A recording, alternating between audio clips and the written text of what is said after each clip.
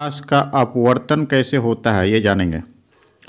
अपवर्तन के बारे में हम लोग जान चुके हैं प्रकाश चैप्टर में कि अपवर्तन जो है दो माध्यम रहता है, उसमें से प्रकाश की किरण सरल रेखा में गमन करता है। हम लोग जानते हैं प्रकाश का ये गुण होता है, सीधी रेखा में गमन करता है, लेकिन माध्यम में परिवर्तन होने के कारण वह अपने मार्ग में परिवर्तन कर देता है। अभिलंब की ओर कभी झुक जाता है या फिर अभिलंब से कभी दूर हट जाता है। प्रकाश का अपवर्तन ये होता है। तो अपवर्तन का कारण क्या था कि विभिन्न माध्यम में प्रकाश की चाल अलग अलग होता है। माध्यम पर निर्भर करता है प्रकाश की चाल। तो आयताकार कांच का जो स्लैब है, इसमें से किस प्रकार प्रकाश जो अपवर्तित होता है आयताकार स्लैब में। तो हम लोग देखे थे आपतित किरण जो है, आपतित किरणें अपवर्तित किरण के समांतर होता है इसमें से, और इसमें पार्श्विक विस्थापन होता है। पार्श्विक विस्थापन इस तरह से था। तो किसी पारदर्शी, और दूसरा चीज़ हम लोग देखे थे इसमें से आपतन कोण साइन आई, ठीक है, साइन आई और साइन आर। साइन आर कहने का अर्थ हो गया आपतन कोण का जया और अपवर्तन कोण का जया का अनुपात एक स्थिरांक होता है, जिसे हम लोग स्नेल का नियम कहते हैं। तो इसमें से कहा है कि आगे पारदर्शी प्रिज्म जो होता है वो पारदर्शी होता है। इसमें से क्या होता है, दो सतह इस तरह त्रिभुजाकार होता है और तीन सतह जो है वो चतुर्भुज के तरह का होता है। तो त्रिभुज पर विचार करना है। इसमें से क्या होता है, दो त्रिभुजाकार आधार और तीन आयताकार पार्श्व पृष्ठ होता है। किसमें? प्रिज्म में। ये जो है एक दूसरे पर झुका हुआ होता है। दो पार्श्व फलक के बीच के कोण जो होता है उसको हम लोग प्रिज्म का कोण कहते हैं। प्रिज्म कोण, दो पार्श्व फलक के बीच के कोण को। तो जो है हम लोग जो है प्रिज्म से, कांच के त्रिभुज प्रिज्म से गुजरने वाले प्रकाश किस प्रकार अपवर्तित होता है इसके बारे में जानेंगे। यहाँ पर दिया हुआ है कि आँख के बारे में हम लोग को जानना है। आँख का क्या उपयोगिता है। तो हम सभी जानते हैं कि हम मनुष्य का जो है, मानव का दो नेत्र होता है। दो नेत्र से क्या होता है कि इसका हम लोग का देखने का जो है दृष्टि क्षेत्र जो होता है वो विस्तार हो जाता है। पहला ये होता है लाभ। और दूसरा लाभ जो है कि एक आँख अगर यदि पलक हम लोग झपकते हैं कुछ देर के लिए, एक सेकंड के लिए, तो दूसरा आँख को विराम मिलता है। इस तरह से दो आँख हम लोग का दिया हुआ इस तरह से। तो हम सभी इसमें से देखेंगे कि मानव नेत्र जो होता है, कोई भी आदमी का अगर मृत्यु हो जाता है, मृत्यु के पश्चात भी कुछ समय के लिए वो जीवित रहता है। तो विकासशील देश जैसे कि हमारा भारत है, इसमें से क्या है, 3.5 करोड़ व्यक्ति जो है दृष्टिहीन है। आँख नहीं है, वो देख नहीं सकता, दृष्टिहीन। तो इसमें से क्या, अधिकांश की दृष्टि को ठीक किया जा सकता है उपचार के द्वारा। कॉर्निया अंधता, जैसे हम लोग कॉर्निया के बारे में पढ़ रहे थे मानव नेत्र में, तो इससे जो है बहुत सारे लोग जो है कॉर्निया का प्रत्यारोपण उसको करके ठीक किया जा सकता है। मतलब कि उसको दृष्टि दिया जा सकता है, वो किसी भी वस्तु को देख सकता है फिर से। तो इसके लिए क्या होगा, ये वरदान साबित होगा। तो कह रहा है कि क्यों ना इसे हम उन्हें नेत्र दे करके, एक तरह से नेत्रदान जो होता है दे करके, उसे जिनके पास दृष्टि नहीं है उसको हम लोग दृष्टि दें। तो किन किन बातों का जो है इसमें से ध्यान रखा जाता है नेत्रदान के समय में। तो इसमें से ये लिंग के आधार पर नहीं होता है। कोई भी लिंग, चाहे वो स्त्री हो या फिर पुरुष हो, या फिर किसी भी आयु वर्ग के लोग जो है नेत्रदान कर सकते हैं। कोई चश्मा पहन रहा है, पहनने वाला, या फिर मोतियाबिंद का जिसका ऑपरेशन हो चुका है। तो मोतियाबिंद के बारे में भी हम लोग पढ़े थे।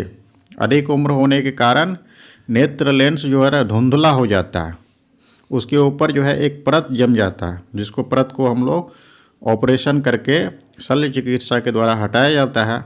तो फिर जो है नेत्र जो है सामान्य नेत्र की तरह कार्य करने लगता है। तो मोतियाबिंद का जो ऑपरेशन करवा चुका है वो भी नेत्रदान कर सकता है। मधुमेह जो है, डायबिटीज का पेशेंट, या फिर हाई ब्लड प्रेशर, उच्च रक्तचाप से पीड़ित, या फिर दमा से जो रोगी है, या फिर जिनको कोई संक्रामक रोग नहीं है, संक्रामक रोग जैसे कि HIV, ठीक है, एड्स जो होता है ये वायरस के कारण होता है, HIV के कारण एड्स से पीड़ित व्यक्ति, संक्रामक रोग हो गया, वो सभी नेत्रदान नहीं कर सकता, उसको छोड़ करके बाद बाकी जितने भी लोग हैं नेत्रदान कर सकते। डायबिटीज वाला भी कर लेगा, ब्लड प्रेशर वाला भी कर सकता है, दमा वाला भी कर सकता है।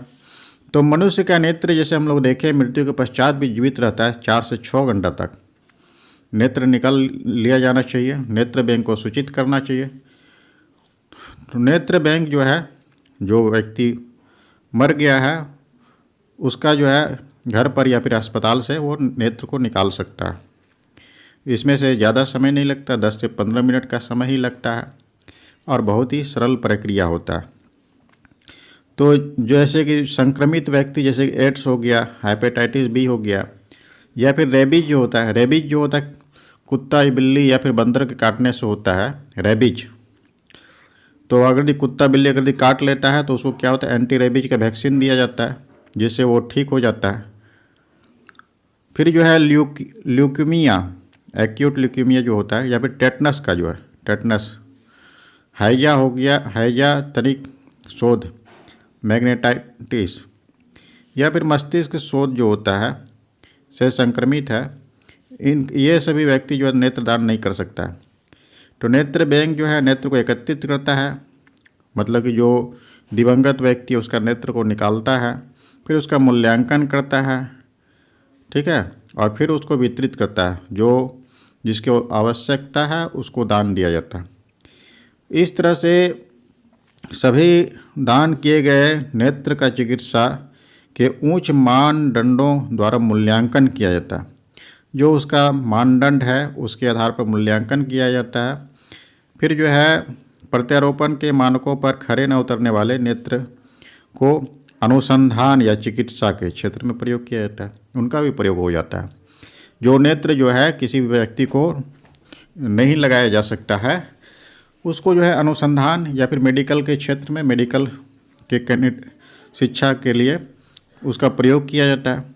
दानकर्ता तथा नेत्र वाले, इसका जो है पहचान गुप्त रखा जाता है, किसी को बताया नहीं जा सकता, बताया जाता है। नेत्रों का एक युगल मतलब 2 आँख, कॉर्निया अंधता से पीड़ित जो है 4 व्यक्ति को दान कर सकता है। तो इस तरह से बहुत ही अच्छा भूमिका को निभाता है नेत्रदान। अब जो है हम लोग प्रिज्म से जो है कोई भी प्रकाश की किरण किस प्रकार से गुजरता है उसके बारे में जानेंगे। तो प्रिज्म में हम लोग जानते हैं कि 2 सतह पर प्रकाश का अपवर्तन होता है। तो इसमें से एक प्रिज्म रखना है, जैसे कि अपवर्तक सतह जो है उसमें से AB है, कोई कोण बनाती हुई एक सरल रेखा PE खींचना है, इसमें से 2 बिंदु ले लेना है, P और Q लेना है इसमें से। तो P तथा Q पर जो है प्रतिबिंब को देखना है किस प्रकार से बन रहा है। फिर जो है RS जो है ये निर्गत किरण होता है। तो PE जो है, तो इस तरह से हम लोग प्रयोग इसमें से करेंगे। प्रयोग करने पर हम लोग देख रहे हैं इसमें से इस प्रकार से प्राप्त होता है ये। तो इसमें से क्या प्राप्त हो रहा है, जैसे कि ये प्रिज्म है, कोई ये किरण जो है एक आपतित किरण है, प्रिज्म के सतह AB पर आपतित हो रहा है, ठीक है, आपतित हो रहा है। तो इसका जो है अपवर्तन हो जाता है क्योंकि माध्यम में परिवर्तन हो गया। पहले वायु एक माध्यम था, वायु से प्रकाश की किरण जो है कांच में प्रवेश कर रहा है। तो विरल माध्यम से प्रकाश की किरण सघन माध्यम में गया तो ये क्या होगा, अभिलंब की ओर मुड़ जाएगा। तो यहाँ पर हम लोग एक अभिलंब खींचते हैं, जैसे कि n है, ये अभिलंब है, अभिलंब, तो ये अभिलंब है। तो यहाँ पर जो कोण जो बन रहा है इसको हम लोग आपतन कोण कहते हैं। और जो है ये मुड़ गया ऐसे, तो यहाँ पर जो कोण जो बन रहा है इसको हम लोग अपवर्तन का कोण कहते हैं। तो ये प्रकाश की किरण जो है पी क्यू जो है ई एफ के दिशा में अपवर्तित होता है। अपवर्तन के पश्चात जो है ये दूसरे पृष्ठ AC पर एक तरह से आपतित होता है, फिर इसका अपवर्तन होता है वो RS को हम लोग निर्गत किरण भी कहते हैं, निर्गत किरण कहते हैं RS को, निर्गत किरण। तो इस तरह से RS को हम लोग निर्गत किरण कहेंगे, RS या फिर FS जिसको कहेंगे, FS को निर्गत किरण कहते हैं, EF को हम लोग अपवर्तित किरण कहते हैं, ये वाला किरण, और PE को आपतित किरण कहते हैं। I जैसे हम लोग बताएं आपतन कोण होता है। A को जो है प्रिज्म कोण कहा जाता है। यहाँ पर जो कोण, यहाँ पर जो A कोण बन रहा है इसको हम लोग आपतन प्रिज्म कोण कहेंगे इसको।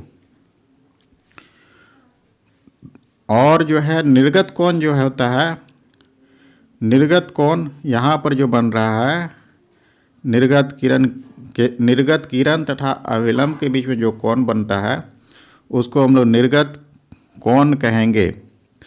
और विचलन का कोण जो होता है, आपतित किरण को जब आगे की ओर बढ़ाते हैं, ये जैसे किरण आगे की ओर बढ़ाए हैं, और निर्गत किरण को पीछे की ओर जब बढ़ाते हैं तो जिस बिंदु पर प्रतिच्छेद होता है उसको हम लोग विचलन का कोण कहेंगे। तो इस तरह से कांच से जो है भिन्न प्रिज्म से प्रकाश, कांच के त्रिभुज प्रिज्म से प्रकाश का अपवर्तन के बारे में हम लोग अध्ययन कर रहे थे। तो इसमें से क्या बता रहा आगे, जैसे PE आपतित किरण है, EF जो है अपवर्तित किरण है, FS जैसे निर्गत किरण है। आप देख सकते हैं कि पहले पृष्ठ AB, तो इसमें से क्या हुआ था, प्रकाश की किरण वायु से कांच में प्रवेश कर रहा था, तो अपवर्तन के पश्चात जो था अभिलंब की ओर मुड़ जाता है, जैसे बताया भी। दूसरा पृष्ठ जैसे AC है, इसमें प्रकाश की किरण जो है कांच से वायु में प्रवेश कर रहा है, कहने का अर्थ हो गया सघन माध्यम से विरल में जा रहा है, तो अभिलंब से दूर हट जाता है या फिर अभिलंब से दूर मुड़ती है। तो प्रिज्म के प्रत्येक अपवर्तक पृष्ठ पर कोण और अपवर्तन कोण की तुलना करना है, ठीक है। तो इसमें से हम लोग तो जानते थे पहले, आपतन कोण और अपवर्तन कोण का अनुपात जो होता है वो एक स्थिरांक होता है या फिर नियत होता है। आगे कहा इसमें से क्या यह कांच का स्लैब के झुकाव के समान ही है। तो प्रिज्म के विशेष आकृति के कारण जो होता है, निर्गत किरण और आपतित किरण, जैसे हम लोग देखे थे, निर्गत किरण जो बाहर की ओर निकल रहा था सबसे अंतिम में 2 बार अपवर्तन होने के पश्चात, और आपतित किरण जो कोण सबसे शुरू में आपतित हुआ था के दिशा से एक कोण बनाता है, जिसे हम लोग विचलन का कोण कहते हैं। इसे हम लोग D से भी दर्शाते हैं इस तरह से। तो कांच के प्रिज्म द्वारा श्वेत प्रकाश का विक्षेपण, विक्षेपण मतलब कि उसका बंटना, श्वेत प्रकाश। तो इंद्रधनुष जो होता है एक अपवर्तन के कारण होता है, प्रकाश के अपवर्तन के कारण। तो भव्य वर्णों रंगों को देखा होगा, जैसे हम लोग देखते हैं बरसात के समय में। तो सूर्य के श्वेत प्रकाश में हमें इंद्रधनुष के विभिन्न रंग किस प्रकार प्राप्त होते हैं। श्वेत प्रकाश है, सूर्य का प्रकाश श्वेत प्रकाश होता है। तो इसमें से इंद्रधनुष का विभिन्न रंग जो हम लोग देखते हैं, किस प्रकार से हम लोग देख पाते हैं। तो प्रिज्म से होने वाले प्रकाश के अपवर्तन को हम लोग फिर से देखेंगे। तो कांच के झुके हुए अपवर्तक पृष्ठ एक रोचक परिघटना दर्शाता है। कांच के प्रिज्म जो होता है एक रोचक घटना है इस तरह से। ये हम लोग प्रयोग करेंगे। एक गट्टा है, गट्टे को लेना है, उसमें से एक मोटी शीट लेना है, उसमें एक छोटा सा छिद्र रहेगा जिसे पतली झिर्री बनाइए। तो पतली झिर्री से जो है सूर्य का प्रकाश पड़ने देना है। श्वेत प्रकाश का एक पतला किरण पुंज प्राप्त होता है। अब एक कांच का प्रिज्म लेना है और दर्शाए अनुसार झिल्ली से जो प्रकाश को उसके फलक पर डालना है। तो प्रिज्म को धीरे से इतना घुमाना है कि इससे बाहर निकलने वाला प्रकाश रखे किसी पर्दे पर दिखाई देने लगे। तो बहुत ही आकर्षक पट्टी प्राप्त होगा। ऐसा करके हम लोग प्रयोग को देखेंगे। तो क्या होता है इस प्रयोग में? प्रयोग में क्या है, प्रिज्म के आपतित श्वेत प्रकाश जो सूर्य का जो होता है विभिन्न पट्टी में विभक्त कर दिया गया है। श्वेत प्रकाश जो होता है ये अपने वर्ण में पर्दे पर दिखाई पड़ने वाला जो वर्ण का क्रम क्या है, ठीक है, किस क्रम में कौन सा कलर जो है सबसे ऊपर है, इसका सबसे नीचे कौन सा कलर है, ये देखेंगे। तो दिखाई पड़ने वाला जो वर्ण का क्रम जो होता है वो पहला जो है बैगनी है, फिर जामुनी है, इंडिगो, फिर नीला है, हरा है, पीला है और नारंगी है तथा लाल है। इस तरह से हम लोग वर्ण को देखते हैं। इसको जो है याद रखने के लिए शॉर्ट में लिखा गया है VIBG वायोर। मतलब कि V से हो गया वायलट, I से हो गया इंडिगो, G से हो गया B से हो गया ब्लू, G से हो गया ग्रीन, Y से हो गया येलो, O से हो गया ऑरेंज, R से हो गया रेड। इस तरह से याद रखेंगे। याद रखने में इस बैंड को जो हम लोग कहते हैं एक स्पेक्ट्रम। स्पेक्ट्रम जो है जो कि हम लोग पर्दा पर जो प्राप्त होता है 7 रंग, उसको हम लोग स्पेक्ट्रम कहते हैं। क्या है, सभी वर्णों को अलग अलग न देख पाएँ, ठीक है। ऐसा भी हो सकता है कि हम लोग सभी वर्ण को नहीं देख पाएंगे अलग अलग, लेकिन ऐसा लगेगा कि हम लोग 7 कलर को देख रहे हैं, अलग अलग नहीं पता चल सकता है। तो प्रत्येक वर्ण को एक दूसरे से अलग करती है। तो जो प्रत्येक वर्ण को एक दूसरे से अलग करती है, प्रत्येक वर्ण को, ठीक है, एक दूसरे से अलग करती है। प्रकाश के अवयवी वर्णों के विभाजन को हम लोग विक्षेपण कहते हैं। विक्षेपण क्या कहेंगे? अवयवी वर्णों में विभाजन जो होता है प्रकाश का, उसको हम लोग विक्षेपण कहते हैं। तो इस तरह से यहाँ पर जो है स्पेक्ट्रम हमको प्राप्त हो रहा है, श्वेत प्रकाश का स्पेक्ट्रम।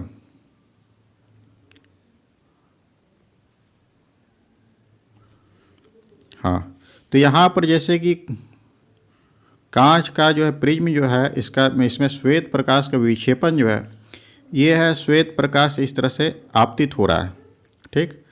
इसमें से क्या होता है, प्रकाश की किरण का फिर अपवर्तन होगा।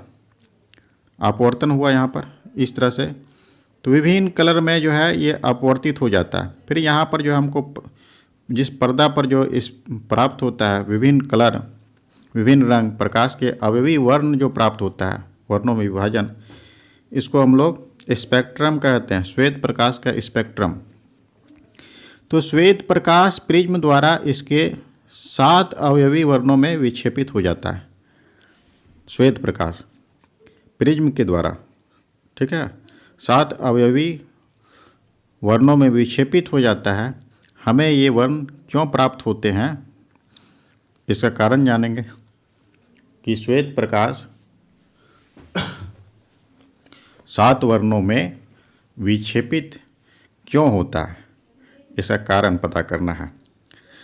तो किसी प्रिज्म से गुजरने के पश्चात जो होता है, प्रकाश के विभिन्न वर्ण आपतित किरण के सापेक्ष, आपतित किरण जो है उसके सापेक्ष अलग अलग कोणों पर मुड़ते हैं। तो आपतित किरण का ये था, इसके सापेक्ष जो होता है इसमें से विभिन्न वर्ण जैसे कि 7 रंग जो है वो अलग अलग कोण से मुड़ता है। पहला जैसे लाल है वो अलग कोण से मुड़ गया, ठीक है, और सबसे नीचे जो है, सबसे नीचे का जो कलर जो है बैगनी जो है वो अलग कोण से मुड़ जाता है। इसी कारण से जो है ये वर्ण हमें प्राप्त होता है। आपतित किरण के सापेक्ष अलग अलग कोणों से मुड़ते या फिर झुकते हैं। तो लाल रंग जो होता है वो सबसे कम झुकता है, इसको याद रखना है।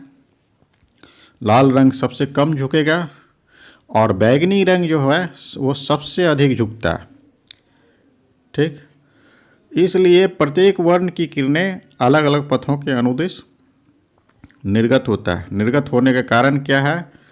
प्रिज्म में अलग अलग वर्ण अलग अलग कोण पर झुकता है। इसमें से सबसे अधिक जो झुकेगा वो बैंगनी रंग है और सबसे कम जो झुकने वाला रंग जो है लाल है। तो यह सुस्पष्ट वर्णों का बैंड हमें स्पेक्ट्रम के रूप में दिखाई पड़ता है। तो आइजैक न्यूटन यही जो है सबसे पहले बताया था कि श्वेत रंग या फिर सफ़ेद रंग जो होता है वो 7 रंगों के मिश्रण होता है। या फिर सूर्य का स्पेक्ट्रम से प्राप्त करने के लिए सूर्य का स्पेक्ट्रम जो कि सफ़ेद रंग है, कांच के प्रिज्म का उपयोग किया। सूर्य का स्पेक्ट्रम प्राप्त करने के लिए कांच का जो है प्रिज्म का प्रयोग किया था। दूसरे प्रिज्म जो है उपयोग करके उन्होंने श्वेत प्रकाश स्पेक्ट्रम के वर्णों को, जो वर्ण हमको प्राप्त हुआ था, और अधिक विभक्त करने का प्रयत्न किया। एक प्रिज्म से गुजारा, फिर और एक प्रिज्म से गुजार रहा था, लेकिन क्या है, उन्हें अधिक वर्ण और प्राप्त नहीं हुए। 2 प्रिज्म से गुजारने के बाद उसको अधिक वर्ण प्राप्त नहीं हुआ। तो फिर जो है दूसरा जो है सर्वसम प्रिज्म जो है लिया, उसको प्रिज्म के सापेक्ष उल्टा रखा।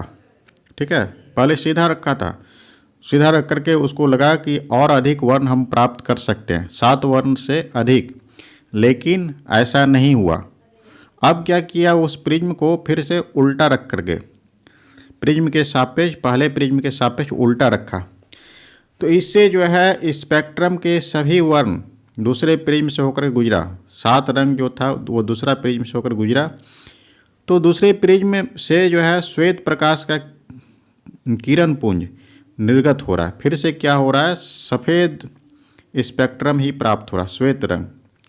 पहले यहाँ पर 7 रंग प्राप्त होता था, अब दूसरा अगर यदि प्रिज्म को हम उल्टा रख देते हैं तो फिर से हमको श्वेत वर्ण जो है प्राप्त हो रहा है। इस परीक्षण से न्यूटन को यह विचार आया कि सूर्य का प्रकाश 7 वर्णों से मिलकर के बनता है। 7 वर्ण से बना हुआ कोई भी प्रकाश जो सूर्य के प्रकाश के सादृश स्पेक्ट्रम बनाता है प्रायः श्वेत प्रकाश कहलाता है। जो सूर्य के प्रकाश के सापेक्ष स्पेक्ट्रम बनाएगा वो प्रायः श्वेत प्रकाश होता है।